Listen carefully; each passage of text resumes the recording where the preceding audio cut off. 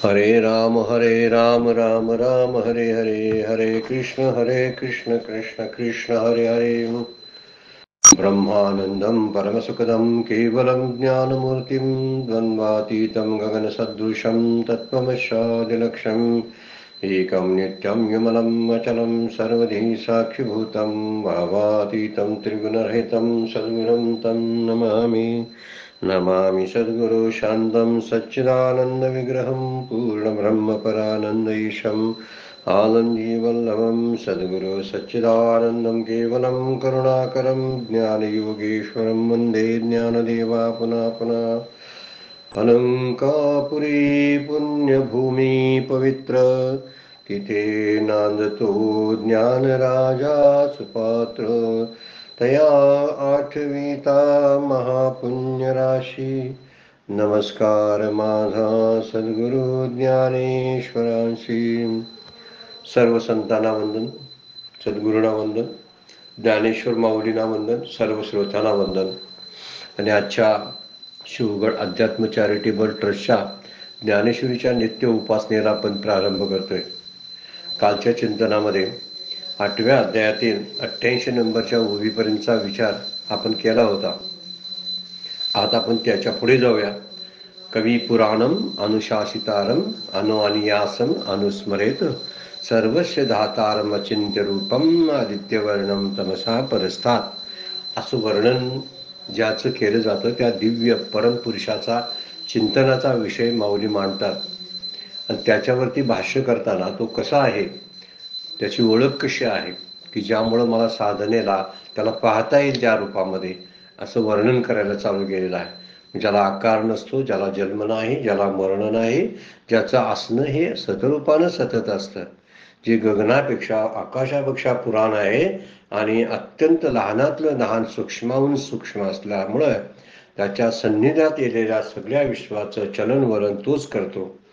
तोच सगळ्या विश्वाला जगाला जन्माला घालतो आणि त्याचं धारण पोषण तोच करतो। धातारम शब्द वापरला आणि त्यामुळंच तो असा असला तरी त्याचं चिंतन करणं अवघड आहे असं माऊली म्हणतात। म्हणजे ह्या अचिंत्य आहे। अचिंत्याचा विचार आपण शास्त्रीय परिभाषेमध्ये कालच्या चिंतनामध्ये आपण केलेला आहे। निश्चित आपण त्याचं पुन्हा एकदा श्रवण करावं, म्हणजे लक्षात येईल की उपादान कारण आणि निमित्त कारण कसे असतात, त्याचाच विचार अचिंत्यासाठी कसा होतो याचं वर्णन केलेलं आहे। म्हणजे चिंतनासाठी जरी तो उपलब्ध नसला तरी चिंतन करता येत नाही असं मात्र त्याचं चिंतन करता येतं। तो आहे हे सगळ्यांना जाणवतं। आता चिंतन मग कसं करायचं आहे, तो आहे फक्त आहे हेच त्याचं चिंतन आहे। म्हणजे सदरूपान आहे, माझा आनंदाचा तो केंद्रबिंदू आहे म्हणून तो आनंद रूप आहे। माझं ज्ञान आणि माझी वृत्ती जे ज्ञान प्राप्त करून घेते त्या वृत्तीच्या पाठीमागं त्याची प्रेरणा आहे। माझे डोळे पाहतात, कान ऐकतात, नाकाद्वारे मी श्वास घेतो किंवा हा माझा श्वास चालू आहे, या सगळ्या गोष्टीला कारण तो आहे असं त्याचं चिंतन करावं। तो माझं सगळं काही चालवतो। म्हणून तुकोबाज म्हणतात ना, चाले हे शरीर कोणाची सत्ते, कोण बोलवितो हरिविन, बोलवी ऐकवी एक नारायण, तयांचे भजन चुको नको। फार सुंदर अभंग आहेत संतांचे त्याबद्दल, कारण त्यांचे स्वतःचे अनुभव आहेत की भगवंत कसा चालवतो। मग आता हेच सगळं जर त्याच्या सत्तेवर चालत असेल तर असं चिंतन करायला काय बिघडलं। मी काही करत नाही, मी त्याच्या हातातलं बाहुलं म्हणून काम करतो। काल आपण त्याचं उदाहरण घेतलं होतं की जो बाहुल्यांचा खेळ असतो तो कुठल्या प्रकारच्या बाहुल्या वेगवेगळ्या आकाराच्या तयार करतो आणि वेगवेगळ्या आकाराच्या बाहुल्या त्यांच्यामध्ये असणारी भांडणं युद्ध तो दाखवू शकतो, त्यांच्यातले प्रेम संबंध दाखवू शकतो, त्यांचं कौटुंबिक वातावरण तो बाहुल्यांच्याद्वारे दाखवू शकतो। आज तीच अवस्था आम्ही पाहतो। म्हणून तो त्याच्या हातामध्ये तो दोरा आहे, तो नाचवतो तसं नाचायचं। म्हणजे म्हणूनच म्हणतात रामकृष्ण परमहंस म्हणतात तो कसा आहे, मी यंत्र आहे आणि तो यंत्र चालवणारा तो ड्रायव्हर तो आहे।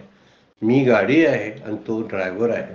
आणि खरंच आहे, त्याला ड्रायव्हरचं स्थान आपण एकदा दिलं की असंच त्याचं चिंतन करायचं आहे। प्रत्येक घटनेमध्ये जिथं हवा वाहते, जिथं आकाशातून मेघ बरसतात, ज्या ठिकाणी समुद्राच्या लाटा उफाळून वरती येतात, हे बाळाचं रांगणं, चालणं, फिरणं आणि त्याचं हसणं या सगळ्यामध्ये भगवंताचं वास्तव्य आपल्याला प्रकर्षानं जाणवतं. फक्त असंच चिंतन मात्र केलं पाहिजे. त्या चिंतनासाठी त्याचं नाम जे आहे, त्याला हजारो नाम आहेत, त्या हजारो नामापैकी कुठलं तरी नाम एखादं घ्यावं आणि त्या नामाचा पुनरुच्चार करत आणि त्याचं सान्निध्य अनुभवत जगावं, अशीच भाषा संत वापरत आहेत. त्यामुळे वरच्या चिंतनामध्ये ते म्हणतात, जे सर्वाते याविये विश्व सर्व जेने जिये हेतू जया भिये अचिंत्य जे, ते अचिंत्य आहे. म्हणजे त्यासाठीच आपण विचार केला होता की ते सर्वाते विश्व सर्व जिने जिये, ते सगळ्यांचं चालवतो. 9व्या अध्यायातल्या आपण काही ओव्या घेतल्या होत्या. म्हणून त्याला, भगवंताला, त्या परमात्म्याला आपण अनन्य भावानं शरण जाणं हेच त्याचं चिंतन आहे. त्याचं नाम घेणं हेच त्याचं चिंतन आहे. त्याचं ध्यान करणं जरी अचिंत्य असलं तरी त्याचं ध्यान आपल्या आपल्या पद्धतीनं सगुण रूपात त्याला आणावा आणि सगुण रूपात त्याचं ध्यान करावं, हेच त्याचं चिंतन आहे. पुढच्या ओळीमध्ये आदित्यवर्णम तमसा परस्तात या श्लोकातील शब्दांचं थोडक्यात वर्णन माऊलींनी पुढच्या 2 ओळीमध्ये केलेलं आहे. त्यासाठी दृष्टांत दिलेले आहे. अतिशय सुंदर दृष्टांत दिलेला आहे बघा. देखे ओळंबा इंगळी न चरे, तेजी तिमीर न शिरे, जे दिह्याची अंधरे चर्म चक्षुषी. त्याला जाणणं कसं अवघड आहे, या अवघड सांगण्यासाठी, अशक्य सांगण्यासाठी दृष्टांत देतात आणि अशक्य गोष्टी सांगतात. ह्या गोष्टी घडणार नाहीत. उदाहरणार्थ, वाळवी जी असते ती विस्तवावरून चालत नाही. म्हणजे निखाऱ्याला, पेटत्या निखाऱ्याला वाळवी लागत नाही. वाळवी साध्या साध्या वस्तूंना लागते, म्हणजे पुस्तकांना लागते, लाकडाला लागते, घरातल्या एखाद्या वस्तूला लागते, कपड्यांना लागेल, परंतु ती निखाऱ्याला लागत नाही. निखारा विस्तवाजवळ ती जात नाही. म्हणजे किती अशक्य गोष्ट आहे.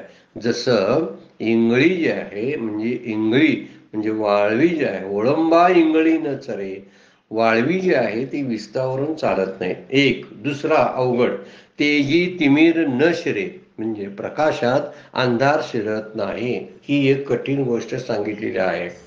आणि जे दिह्याची अंधारे चर्मचक्षुषी, दिवसा आकाश प्रकाशित असून सुद्धा, दिवसामध्ये सुद्धा प्रकाश असतो, तरी चर्मचक्षुला तो अप्रकाशित आहे, अंधाराप्रमाणे आहे. कारण देहाच्या स्थूल दृष्टीला दिवसा प्रकाशात देखील दिसत नाही. तो परमात्मा कसा आहे, अचिंत्य सांगण्यासाठीच किंवा त्याचं स्वरूप सांगण्यासाठी, याचा अर्थ तो त्या अंधारातच आम्ही आहोत.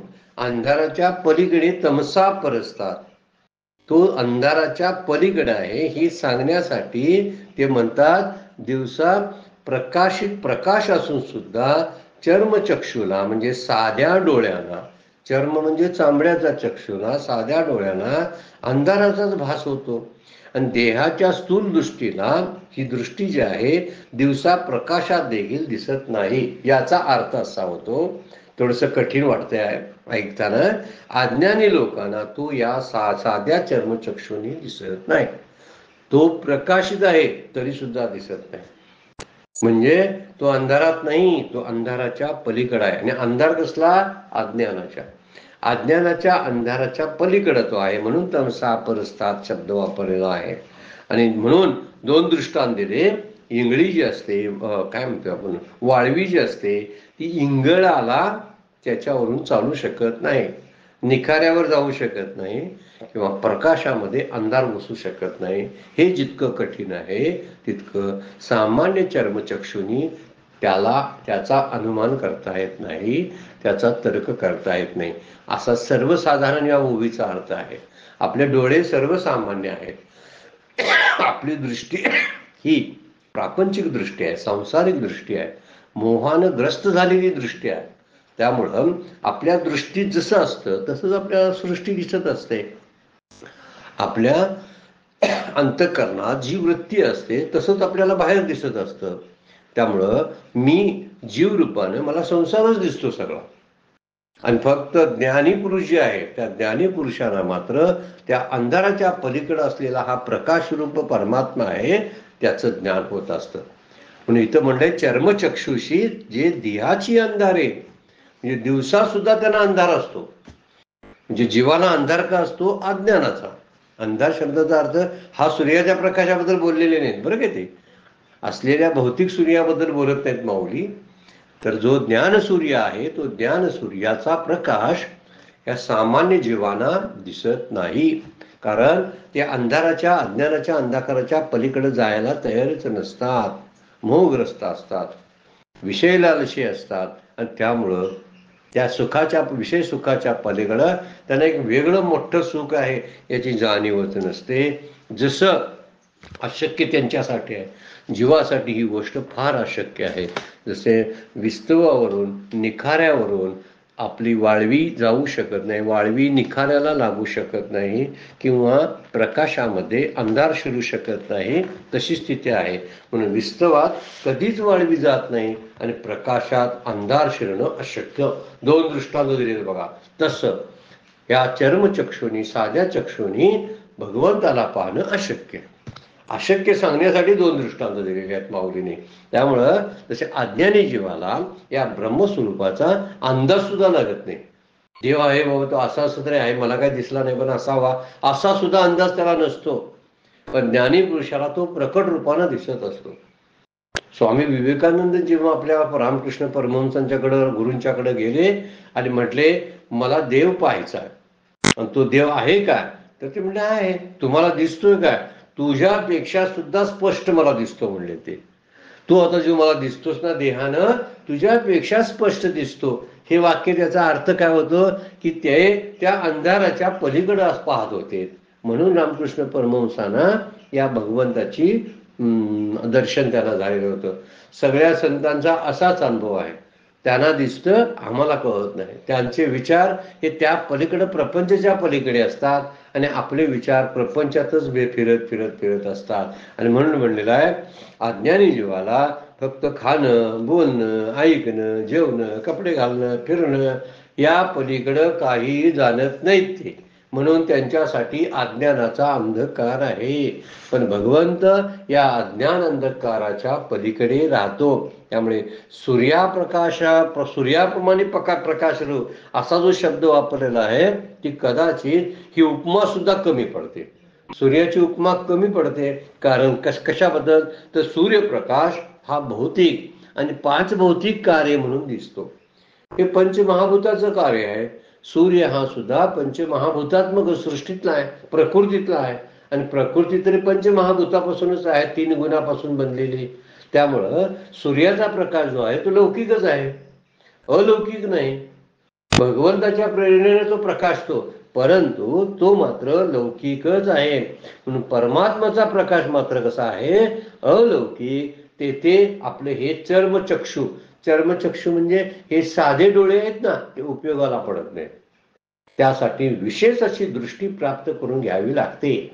उदाहरणार्थ आपण भगवद्गीतेमध्येच बघतो, जेव्हा विश्वरूप दर्शनाचा योग येतो त्यावेळी विश्वरूप दर्शन देण्यासाठी भगवंताने अर्जुनाला दिव्य दृष्टी प्राप्त करून दिलेली होती. म्हणूनच भगवंताचं दर्शन झालं, विश्वरूप दर्शन झालं. तो सामान्य दृष्टीनं तो फक्त सारथी आणि श्रीकृष्ण माझा मित्र, माझा पाहुणा एवढंच तो पाहत होता. पण जेव्हा त्याला दृष्टी प्राप्त झाली अर्जुनाला, तेव्हा विश्वरूपामध्ये व्यापून उरलेला सगळ्या काळाचा काळ जो आहे, देश वस्तूच्या पलीकडे असणारा तो भगवंत, त्याची ओळख त्याला विश्वरूप दर्शनातून झाली. का झाली? तर या डोळ्यानं त्याला दिसलं नाही, म्हणजे आपल्या नेहमीच्या चर्मचक्षुने. तर कशाला दिसलं? तर दिव्य दृष्टी प्राप्त करून दिली. तिथं दिलेलंच आहे, श्लोकच आहे त्याचा. भगवंत म्हणतात तुला ह्या सामान्य डोळ्यानं दिसणार नाही, तुला आम्ही ददामी दिव्य चक्षु. काय शब्द वापरले त्या 11व्या अध्यायामध्ये वर्णन आहे बघा. तुला मी ही गोष्ट देऊन ठेवतो म्हणजे तुला दिसेल. दुसरा एक विषय आहे बघा. जेव्हा व्यासमुनींनी काय केलेलं होतं की धृतराष्ट्राला कुरुक्षेत्रावरल्या युद्धाची पाहणी करायची होती, पाहायचं होतं, म्हणून त्या संजयाची नेमणूक केलेली होती. आपल्याकडं आहेच संजय एक भगवद्गीतेतलं पात्रच आहे. तर संजयाला सुद्धा व्यासाने दिव्य दृष्टी दिलेली होती, त्यामुळं दूरदर्शन होत होतं. दूरदर्शन कशावरून? आता आपलं जे दूरदर्शन टीव्ही दिसतो तो त्याचाच शोध, त्याच्यावरून शोध आहे की कसं तो पाहत होता. कुरुक्षेत्रावरलं युद्ध तो महालात बसून पाहत होता आणि धृतराष्ट्राला त्या युद्धाची माहिती पुरवत होता. आज असे आपले कॉमेंट्रीमध्ये बॉक्समध्ये बसून सुद्धा कॉमेंटेटर आपल्या एखाद्या मॅचची कॉमेंट्री करत असतात ना, तसा प्रकार तो होता. ही कॉमेंट्रीच केलेली आहे संजयनं. युद्धाबद्दल काय काय स्थिती चाललेली आहे, युद्धात भगवंत काय काय शिकवा लागले आहेत अर्जुनाला, ही सगळी कॉमेंट्री अर्जुनानं संजयनं सांगितलेली आहे व्यासाना, धृतराष्ट्रांना. पण आपल्याला संवाद रूपानं ती ऐकायला मिळते. म्हणून असो, दिव्य दृष्टी प्राप्त झाल्या की भगवंताचं दर्शन होत नाही. म्हणून आपल्याला सुद्धा संतांची दृष्टी प्राप्त झाली पाहिजे. माऊलींचा, ज्ञानेश्वरीचा अभ्यास करायचा असेल तर ज्ञानेश्वर माऊलींची दृष्टी जी आहे त्याकडे बघण्याची, भगवद्गीतेकडं ती दृष्टी आपल्याला प्राप्त झाली पाहिजे. जगाकडे बघताना आपली ब्रह्मदृष्टी असली पाहिजे, तरच आपल्याला भगवंताचं दर्शन होईल. आणि हे सांगण्यासाठी दोन अशक्यप्राय दृष्टांत दिलेले आहेत. आम्हा पामर आणि विषयी जीवांना हे अशक्य आहे, जितकं वाळवी निखाऱ्याला लागू शकत नाही, निखाऱ्यावरून चालू शकत नाही, किंवा अंधारा प्रकाशामध्ये काय म्हणलेलं आहे की त्याच्या अंधकार प्रकाशात शिरत नाही. अंधार कधीच प्रकाशात शिरू शकणार नाही कारण मग तो प्रकाश रूपच होईल. ती जी वाळवी असते ना, कधीच निखाऱ्यावर जाऊ शकणार नाही. कारण का? ती तिला घाबरते ना, तसं तिथं जाऊ शकत नाही. तसं सामान्य जीवाला भगवंताचं दर्शन होणारच नाही. त्यासाठी आत्मज्ञानाची जी दृष्टी आहे ती दृष्टीच प्राप्त व्हावं लागते. त्याला ज्ञानचक्षू लागतात. ज्ञानचक्षू म्हणतोय आपण त्याला. चर्मचक्षू चालत नाहीत. चर्म म्हणजे चामड्याचे चक्षु जे आमचे आता आहेत ते, आणि ज्ञानचक्षू म्हणजे जे संतांना प्राप्त झालेले होते ते.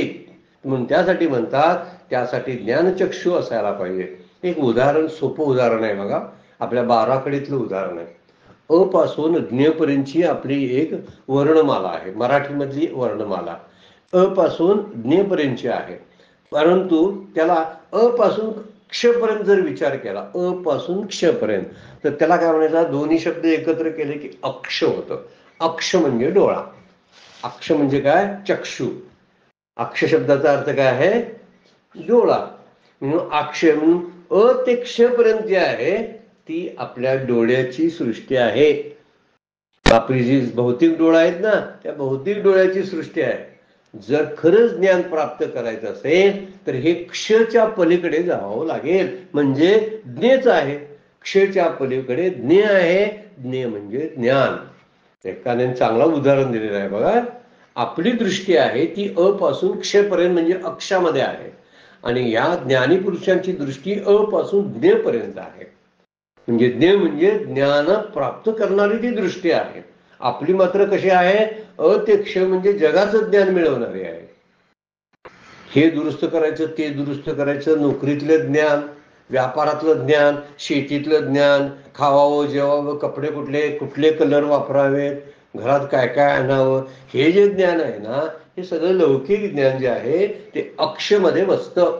जर त्याच्या पलीकडे जायचं असेल तर अ पासून ज्ञे म्हणजे ज्ञेयातच प्रवेश करावा लागेल. ज्ञे म्हणजे ज्ञान. म्हणून क्षचा प्रांत ओलांडल्याशिवाय ज्ञे म्हणजे ज्ञानचक्षु प्राप्त होणार नाही, कारण ज्ञानचक्षुद्वारेच ज्ञान होतं. म्हणून ज्ञानचक्षु ज्ञाने हे ज्ञेपर्यंत आहे. ती सृष्टीच आपल्याला खरा प्रांतात शिरावं लागेल, अक्षता प्रांत सोडावं लागेल. म्हणजे चर्मचक्षुच्या पलीकडे डोळ्यांचा डोळा पाहावा लागेल, कानांचे कान पाहावे लागतील. हे जे वर्णन श्रुतीने केले ना, त्या अर्थानं केलेलं आहे, हे आपल्या लक्षात येईल. म्हणून परमात्म्याचं ज्ञान व्हायला हे लौकिक चिंतन आपल्याला सोडायला पाहिजे. वृत्तीज्ञानाची निवृत्ती होते, त्याच वेळी ज्ञानवृत्ती प्रकट होते. आणि ज्ञानवृत्ती प्रकट झाली की आपल्याला संसार हा मायामय आहे याच्या पलीकडे आपण जातो. म्हणजे वर्णन करतात संबंध आणि संग्रह हे दोन जे आहेत आपल्यातले दोष, मी आणि माझं, ह्या मी आणि माझ्याच्याच पलीकडं ही भगवंताची सृष्टी आहे. परमात्मा कुठं राहतो? मी आणि माझ्याच्या पलीकडं. म्हणून मी आणि माझं ज्यानं विसरलं, म्हणजे ज्यानं संग्रह आणि संबंध सोडले, दोन गोष्टी फार महत्वाच्या आणि अगदी गहन शब्द आहेत बरं काय. संग्रह म्हणजे माझं पण आहे, ज्याला आपण परिग्रह म्हणतो, आणि आपल्याकडे अपरिग्रह व्हायला लागेल. संत अपरिग्रह होता त्यांचा. अपरिग्रह म्हणजे संग्रहरहित असायचे, ते संग्रहाचा विचार करायचे नाही. आणि म्हणून संग्रह आणि दुसरी गोष्ट नात्यातले आणि माझ्या असणाऱ्या सृष्टीशी संबंध, हे संबंध तोडावे लागतील. हे संबंधच मला इकडल्या बंधनामध्ये टाकत असतात.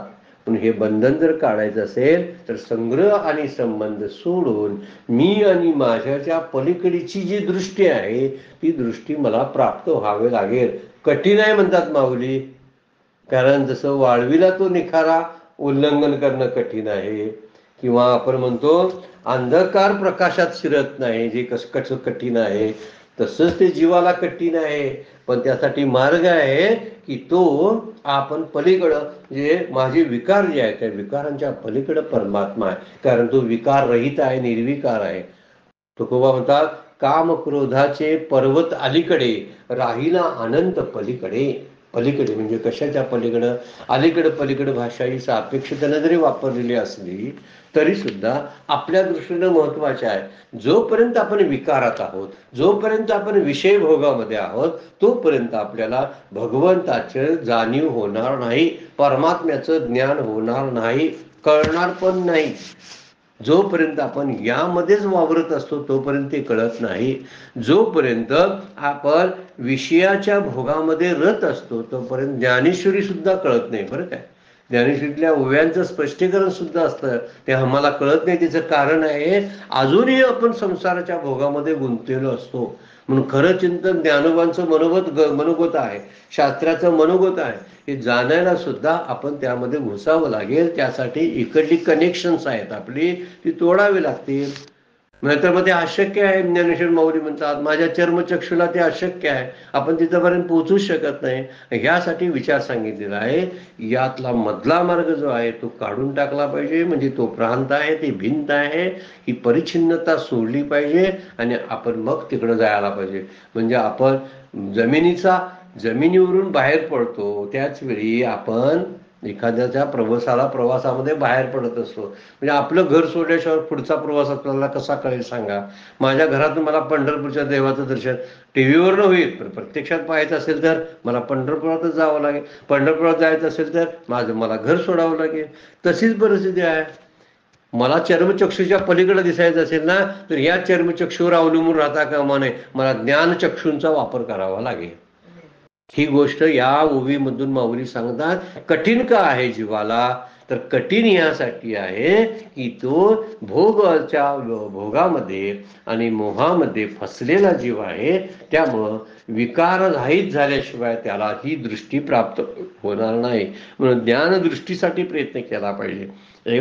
ज्ञानदृष्टी प्राप्त झाली की संतांना कसं विश्व माझं घर असं संत म्हणतात. विश्वची माझी घर, माझं विश्व हे माझं घर आहे. ही त्यांची दृष्टी कुठली आहे सांगा. याला ब्रह्मदृष्टी म्हणतात.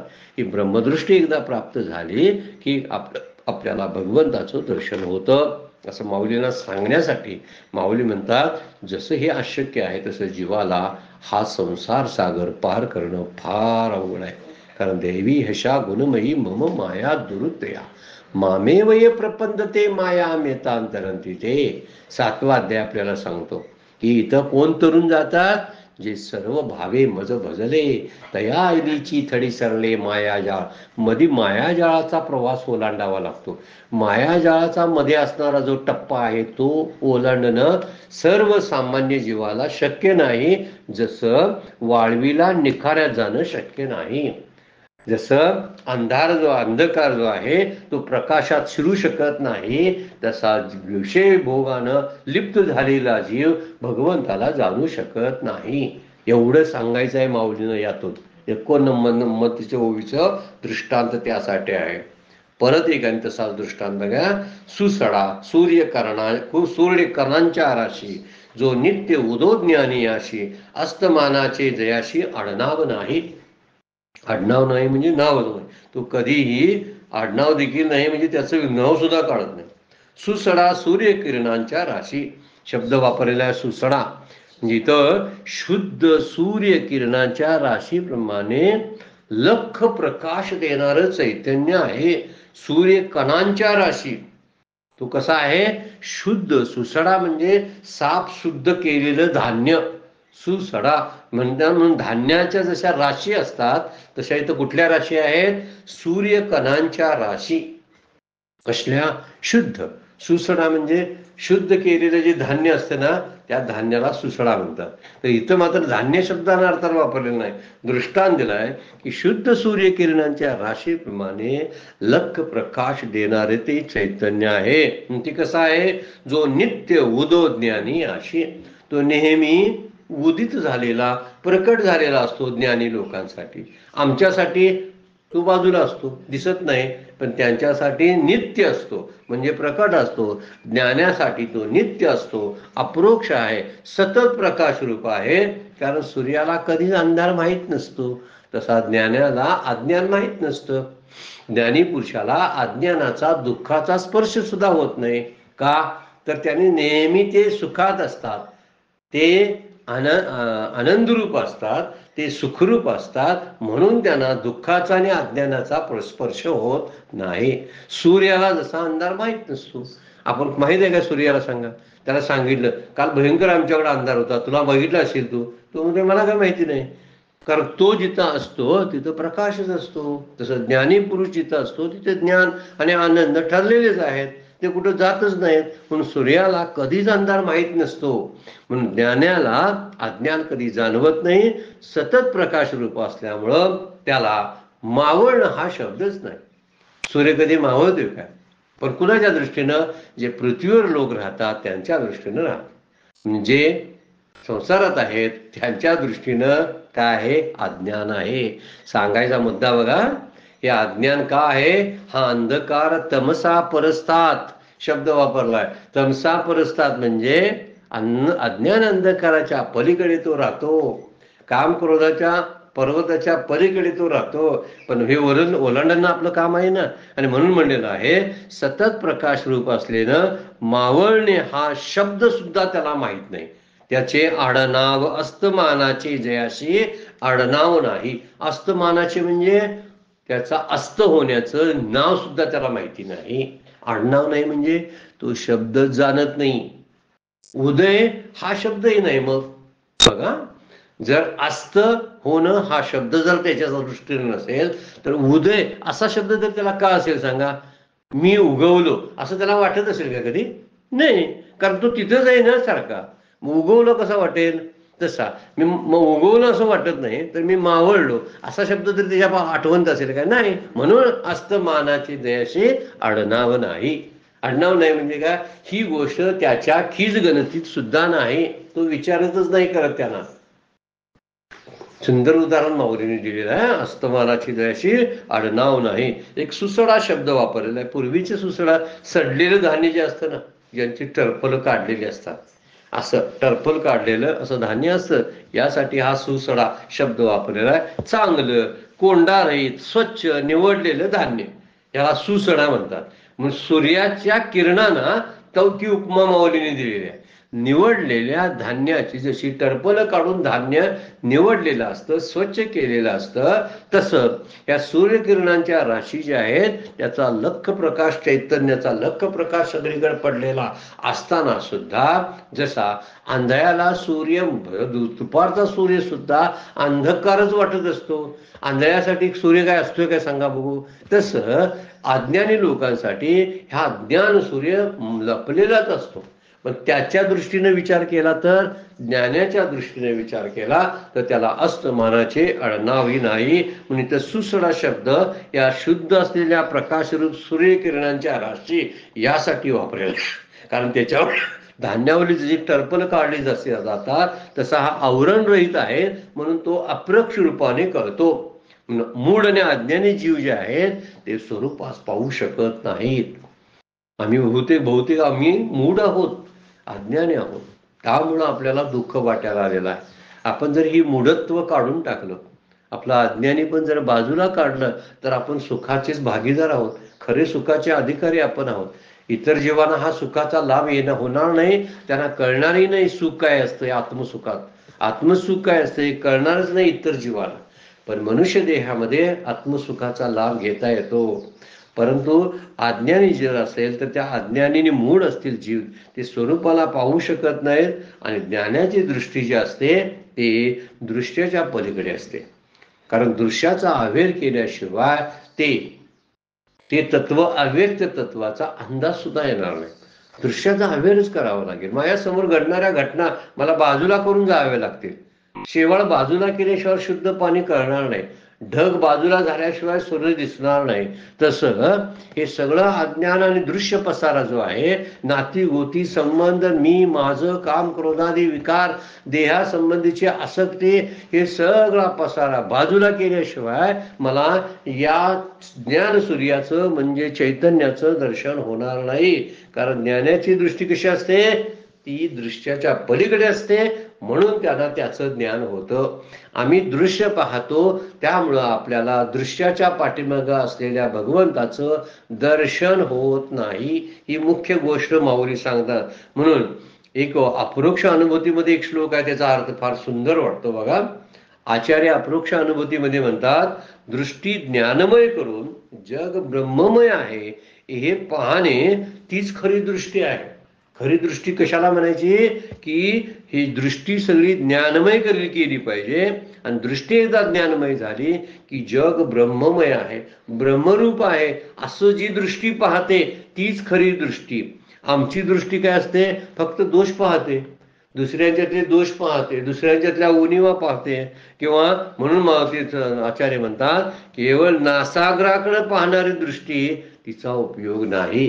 म्हणजे ध्यान लावतात बघा, आणि नाकाच्या अग्रावरती लक्ष केंद्रित करून ध्यानाला बसतात, त्याची उपयोगिता नाही म्हणतात आचार्य. आचार्य म्हणतात खरी नासाग्र दृष्टीचा उपयोग नाही, तर ज्ञानदृष्टीचा उपयोग आहे. म्हणून ते म्हणतात, दृष्टी ज्ञानमय करून जग ब्रह्ममय आहे पाहणे हीच खरी दृष्टी आहे. नासाग्र पाहणारी दृष्टी तिचा काही उपयोग नाही. असा उपयोग नसलेल्या गोष्टी, म्हणून आपली दृष्टी सुधारायला पाहिजे. आपली दृष्टी जर सुधारली ना, म्हणजे चष्मा बदलावा लागेल. हा मुद्दा त्यातला. माझा चष्माच त्या प्रकारचा आहे. मी काळा चष्मा घातला, मला काळी दृष्टी दिसते. पण मी स्वच्छ काचेचा चष्मा घातला तर मला स्वच्छ असं सगळं आहे तसं दिसणार. हिरव्या रंगाचा घातला तर जग हिरवं दिसेल, काळ्या रंगाचा घातला तर काळं जग दिसेल. पण स्वच्छ काचेचा जर चष्मा घातला तर जसं आहे तसं दिसेल. आजही आपल्याला जसं आहे तसं दिसत नाही, म्हणूनच आपण मोहग्रस्त आहोत. म्हणूनच आपण आवरणाच्या अगोदर आहोत. आपला मन आणि विक्षेप गेले नाहीत, त्यामुळे आपल्याला आवरण काढता येत नाही. आणि आवरण जोपर्यंत जात नाही तोपर्यंत पलीकडे असणारा जो परमात्मा आहे त्या परमात्म्याचं आपल्याला दर्शन होणार नाही. म्हणून अज्ञानाला तो प्रकाशित असून सुद्धा कळत नाही, कारण त्यानं प्रकाशित केलेल्या नाशवान सृष्टीमध्ये ते पाहत असतात. ज्यानं ते प्रकाशित केलेली सृष्टी आहे त्या सृष्टीला पाहतात, पण सृष्टी कर्त्याकडे लक्ष जात नाही. कशामुळं, तर सृष्टीच मोहमय आहे. जे जे देखणे सकळ ते ते स्वप्नीचे मृगजळ, म्हणून चिंती चरण कमळ बाप रखुमा देवीवराचे, असं ज्ञानेश्वर माऊली आपल्या गाथेमध्ये बोलतात. जे जे देखणे, जे आकर्षित करणारं सृष्टीतले सगळे जे दृश्य पदार्थ आहेत हे स्वप्नमय आहेत. या स्वप्नातून जो जागा होतो त्याला खऱ्या सृष्टीचा अनुभव येतो, त्याला ज्ञानदृष्टी प्राप्त होते. म्हणून अज्ञानाला तो प्रकाशित असून सुद्धा कळत नाही, कारण त्यानंच केलेली ही प्रकाशित केलेली सृष्टी, त्या सृष्टीच्या मायेमध्ये तो अडकतो. पण मायेच्या पाठीमागे दडलेले जे तत्व आहे ते तत्व त्याला कळत नाही. स्वामी विवेकानंद प्रवास करत होते जहाजातून, आणि रात्रीची वेळ होती. आकाशामध्ये लख चंद्रप्रकाश चांदणं होतं, आणि बाहेर अशा निळ्याशार पाण्याच्या लाटा समुद्राच्या. त्यांचं कवी मन जागृत झालं आणि इतकी मोहमय दुनिया कशी सुंदर आहे यांचं लक्ष त्याकडे गेलं. त्यांना वाटायला जेव्हा कविता करावी काय, या निळ्या भोर चांदण्यानं भरलेल्या आकाशावरती आणि निळ्याशार या समुद्राच्या पाण्यावरती काहीतरी काव्य करावं असं वाटायला लागलं. पण त्यांच्यातला ज्ञानी पुरुष जागा झाला. ते म्हणले, ही एवढं जेवढं सुंदर एवढं जे दिलेलं आहे, या एवढ्या आकाशाला, या समुद्राला सुंदर करणारा जो आहे तो किती सुंदर असेल असं त्याच वेळी त्यांना सुचलं. If Maya is so beautiful, think the reality behind, असं त्यांचं वाक्य आहे. जर माया इतकी सुंदर असेल तर ह्या मायेला ह्या सौंदर्य प्राप्त करून देणारा तो श्याम सुंदर किती सुंदर असेल असं त्यांचं वक्तव्य आहे. यावरून एक गोष्ट लक्षात येते, या मोहमय आणि सुंदर दिसणाऱ्या, वर सुंदर दिसणाऱ्या खरी सुंदरता नाही. खरी सुंदरता कुणाकडे आहे? ज्यानं ह्याला सुंदरता दिली. मला डोळे ज्यानं दिले ना, तो डोळे देणारा कोण आहे हे बघितलं पाहिजे. मी डोळ्यात आणि रूपातच अडकलो आणि त्यामुळं सृष्टीतले सगळे पदार्थ मला आकर्षित करतात. खाणं आकर्षित करतं, कपडे आकर्षित, दागिने आकर्षित करतात, माणसं आकर्षित करतात, जगातले सगळे पदार्थ आकर्षित करतात, समुद्राच्या लाटा आकर्षित करतात, चंद्र आकर्षित आहे, सगळंच आकर्षित वाटतं. अरे पण ह्याला बनवणारा कोण आहे तो एकदा तपासा ना. ही तत्वदृष्टी, ज्ञानदृष्टी प्राप्त व्हावी यासाठी माऊली म्हणलेलं आहे, अस्तमानाचे जयाशी आडनाव नाही ना त्याला आपण पाहिला पाहिजे. तो आदित्य वर्णम तमसा परस्तात श्लोकामध्ये वर्णन केलेलं आहे. तो अंधाराच्या आणि अज्ञानाच्या पलीकडे राहतो, पण ह्या मूड असणाऱ्या आम्हा जीवाला हे कळत नाही. 15व्या अध्यायात श्लोकच आहे बघा, विमूढा नानुपश्यन्ति पश्यन्ति ज्ञानचक्षुषा. कुणाला कळतं? तो पश्यन्ति म्हणजे पाहतात, विमुडा म्हणजे जे मूढ आहेत, ना अनुपश्यन्ति त्यांना कळणारच नाही. मग पश्यन्ति ज्ञानचक्षुषा, ज्यांना ज्ञानाचे चक्षु प्राप्त झाल्यात ना तेच पाहू शकतात, त्याला अन्याला ते कळणार नाही. त्यामुळे आत्मज्ञानी पुरुषात, ज्ञान दृष्टीने युक्त झालेल्या पुरुषास तो अखंड उदयला वाटतो. वरती वर्णन केलंय बघा, जो नित्य उदो ज्ञानी आशी, तो नेहमी उदय झालेला वाटत असतो, मावळत नाही तो. कारण अविद्या एकदा निवृत्त झाली की पुन्हा ती त्या जीवाला आवृत्त करू शकत नाही. एकदा अविद्या जीवाकडून गेली ना की मग ज्ञानाचाच प्रकाश पडत असतो आणि त्याच्या प्रकाशाने सर्व विश्व जे आहे ते प्रकाशमान होत असते. व तो स्वतः प्रकाशित आहे आणि जगाला सुद्धा प्रकाशित करतो. बघा मला बाहेरचा प्रकाश दिसतो बघा, आणि आतला पण प्रकाश दिसतो. आतला म्हणजे माझ्या आतमध्ये मी मन बुद्धी जे आहे त्याचा अनुभव ध्यानामध्ये मला येत असतो. डोळे मिटून सुद्धा मला तो प्रकाश दिसत असतो. वेदांतामध्ये एक दृष्टांत दिलाय बघा की अनेक छिद्रांचा एक घट आहे. घट म्हणजे मोठं असं मडकं आहे आणि त्याला छिद्र आहे. हे अनेक छिद्राचा घट आहे. त्यामध्ये एक दिवा ठेवला, पेटवून दिवा प्रज्वलित करून दिवा ठेवला आणि तो घटाला आतनं उजेड पाडतो. तो जो घट आहे ना, तो भांड, त्या भांड्याला आतून प्रकाशित करत असतो आणि त्याला जी छिद्र आहेत ना त्या छिद्राच्या द्वारानं बाहेर सुद्धा प्रकाश पाडत असतो. घटाला आतनं प्रकाशित करतो आणि छिद्राच्या द्वारे बाहेर सुद्धा प्रकाशित करत असं.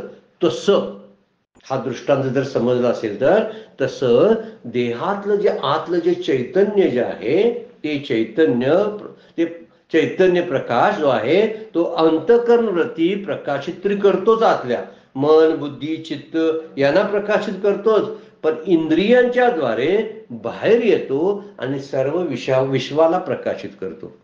इंद्रिय म्हणजे छिद्र. मग अशी घटाला छिद्र आहेत म्हटलं आपण, त्या छिद्रातून कसा तो बाहेर पडून जगाची दृष्टी दाखवू शकतो, तसा इंद्रियाच्या द्वारे हा बाहेर पडतो. माझ्या हातापायाच्या डोळ्यांच्या द्वारे बाहेर पडतो. म्हणून डोळ्यानं मला कळतं कारण डोळ्याद्वारे त्याचा प्रकाश बाहेर आला. कानानं मला ऐकू येतं कारण कानाद्वारे त्याचाच प्रकाश ऐकू आला. मला त्वचेला स्पर्श कळतो कारण त्वचेच्या द्वारे मला त्याचा प्रकाश बाहेर आला. मला बोटानं हातानं स्पर्श करत असतो, हात बाजूला करतो, हात हलण्याची कमी आहे माझ्यात कारण त्याचा प्रकाश माझ्यात निरंतर आहे, तो बाहेर आलेला. आणि आत तरी व्यापलेलंच आहे.